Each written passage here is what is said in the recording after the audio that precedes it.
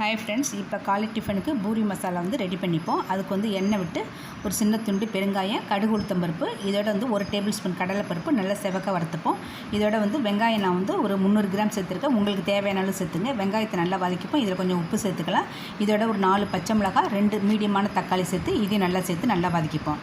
வதக்கிட்டு இதில் கொஞ்சம் மஞ்சத்தூள் போட்டுக்கிட்டு தண்ணி உங்களுக்கு தேவையான அளவு, அதுவும் கொஞ்சம் தாராளமாக விட்டுங்க. அப்போ தான் இந்த வெங்காயம்லாம் நல்லா வெந்து வரும்.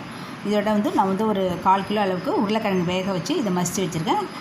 இதெல்லாம் வெந்த பிறகு நம்ம அதையும் இதோட சேர்த்துடலாம். இப்போ மூடி போட்டு மூடி வச்சிடுறேன். இப்போ திறந்து பார்த்து இதை சேர்த்துக்கிறேன் நான். இப்போ இதில் உப்பு பத்தலைனா நீங்கள் கொஞ்சம் உப்பு சேர்த்துங்க. மஞ்சத்தூள் பத்தலைனாலும் கொஞ்சம் கலர் சேர்த்துங்க. அப்போ தான் நல்லாயிருக்கும். 2 டேபிள் கடலை மாவு கரைச்சி இதில் சேர்த்துக்கிறேன். அப்போ தான் உங்களுக்கு திக்காக இருக்குது. இது பைண்டிங்காக சேர்க்குறோம்.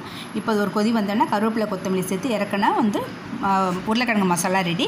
இப்போ பூரியும் போட்டாச்சு. சாப்பிட்டு பாருங்கள். இது பிடிச்சிருந்தா லைக் பண்ணுங்கள். Thank you friends.